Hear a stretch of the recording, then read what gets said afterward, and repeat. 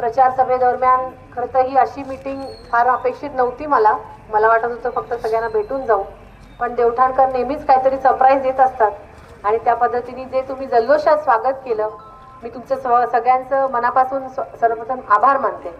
वंचित बहुजन आघाडीची अधिकृत उमेदवार म्हणून आज मी फक्त अकोल्यात नाही, अकोले, संगमनेर, नेवासा, श्रीरामपूर, राहाता, कोपरगाव आणि राहुरीची 32 गावं अशी सगळा मतदारसंघ मी जवळपास पिंजून काढलाय आणि प्रत्येक गावामध्ये जो प्रतिसाद मला मिळत आहे तो अभूतपूर्व आहे। मी ह्या आधी इतके सगळे निवडणुका म्हणजे पक्षात काम करत असताना अनेक निवडणुका लढवण्यासाठी प्रयत्न केला किंवा मदत केली कार्यकर्ती म्हणून। याची निवडणूक लागली, जा मदत करायला, त्याची निवडणूक लागली। राहुल गांधींच्या निवडणुकीसाठी अमेठीमध्ये 15 दिवस आम्ही टळ ठोकून होतो, पण राहुल गांधींसाठी जो माहोल कधी मला दिसला नाही तो माझ्यासाठी मला इथे दिसतोय, ते बघून मला फार कौतुक वाटतंय। कारण एका निर्णयामुळे जो एक ह्या मतदारसंघाचं पूर्ण चित्र बदललं। एक फोटो श्रद्धेय बाळासाहेब आंबेडकरांसोबतचा असा व्हायरल झाला आणि त्याच्याने एक अशी उमेद या मतदारसंघामध्ये निर्माण झाली ज्याची मलाही खरं अपेक्षा नव्हती आणि ती जी उमेद आता पुढे वाढत आहे आणि जो मतदारसंघामध्ये उत्साह मी बघत आहे, कुठेतरी मेलेली होती निवडणूक पूर्णपणे। बऱ्याच कोणाला तरी मतदान करायचं म्हणून करणार होते, पण एक चांगला उमेदवार जेव्हा रिंगणात येतो तेव्हा जे जोश मी बघते विशेषतः युवकांमध्ये। युवकांनी ही निवडणूक पूर्णपणे हातात घेतलेली आहे। मग तो सगळ्या समाजाचा युवक असो, इथे आपल्या समाजाचे युवक आहेत, इथे मराठा समाजाचे युवक आहेत, इथे मुस्लिम समाजाचे युवक, सगळ्या युवकांमध्ये एक जोश आहे। कारण या डंगरांमध्ये कोणालाच काही वाटत नाही। एक कुठला तरी तडफदार नेता एखाद्या चला मी नाही दुसरं कोणतरी, पण संधी तर द्या किमान त्याच लोकांना, म्हणजे जुनं पार्सल नवी पॅकिंग अशा पद्धतीने जे चाललंय गेले 15 वर्ष हे फार चुकीचं होतं आणि श्रद्धेय बाळासाहेब आंबेडकरांच्या माध्यमातून आपल्याला ही संधी मिळाली। फक्त उत्कर्षाला ही संधी मिळालेली नाही, ही संधी आपल्या सगळ्यांना मिळाली। त्या संधीला आपल्याला सर्वात जास्त पद्धतीने मतदान करून सोन्यामध्ये आपल्याला त्याचं परिवर्तन करायचंय।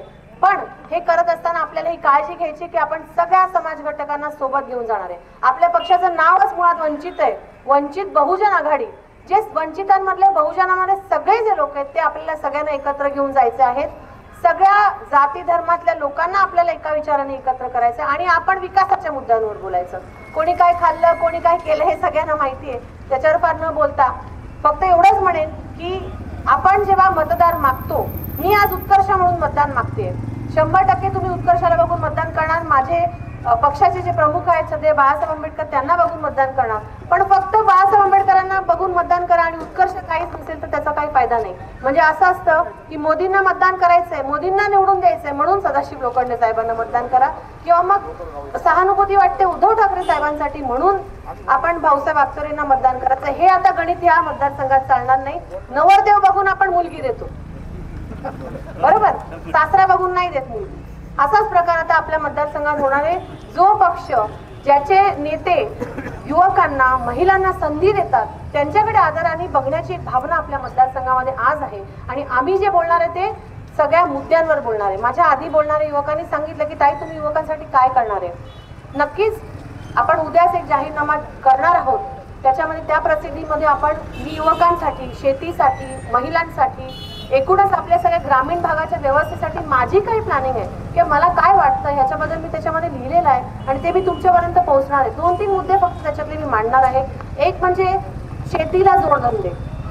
आपल्या भागातली सगळी शेती ही पाण्यावर निर्भर आहे आणि आपल्याला दिसतं की शेतमालाला जर भाव नसेल तर जे आपल्याला सगळं भोगावं लागतं, आपल्या शेतकऱ्यांना भोगावं लागतं। त्यामुळे शेतीला निगडीत जोडधंदे देण्याचा जो प्रयत्न आहे त्याला गती देण्याची गरज आहे, जेणेकरून शेतकऱ्यांचं आयुष्य, जे काही जीवनमान आहे ते उंचावून ठेवण्याची, त्यांना 2 पैसे कमवण्याची तिथे ताकद मिळू शकेल। दुसरा जो मुद्दा आहे तो म्हणजे महिलांचा मुद्दा आहे। महिलांच्या या सगळ्या महिला सर मोठ्या प्रेशर कुकर महिलांच्या सोबत मी खूप वर्षांपासून काम करते। मला एक गोष्ट कळते की जेव्हा ही एखादी पीडित महिला, एखादी युवती असते, तिला जेव्हा रात्रीतून घराबाहेर काढलं जातं, मारहाण करून काढलं जातं, तिला जाण्यासाठी कुठली जागा नसते।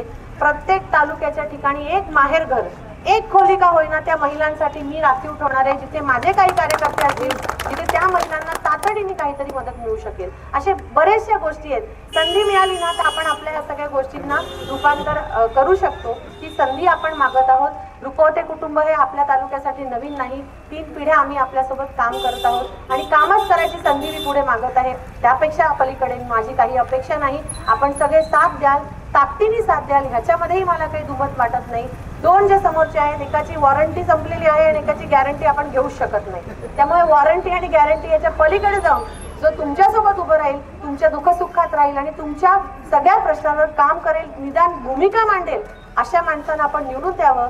प्रेशर कुकरचं जे आपलं चिन्ह आहे, प्रेशर कुकरचं चिन्ह मिळाल्यानं खूप लोक खुश झाले की आता प्रेशर कुकरमध्ये कोणाचं काय शिजणार ते सोडून द्या, पण चटके मात्र समोरच्यांना लागायला सुरुवात झाली.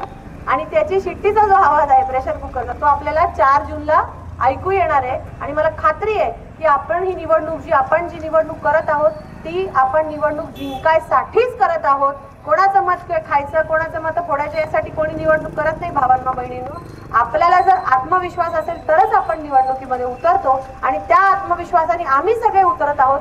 तुमचा आम्हाला आता प्रतिसाद तसा मिळत आहे तर 100% आपण ही निवडणूक जिंकणार आहोत. त्यासाठी आपल्याला पुढच्या 10 दिवसांमध्ये सगळी प्लॅनिंग करावं लागेल, सगळं काम करावं लागेल.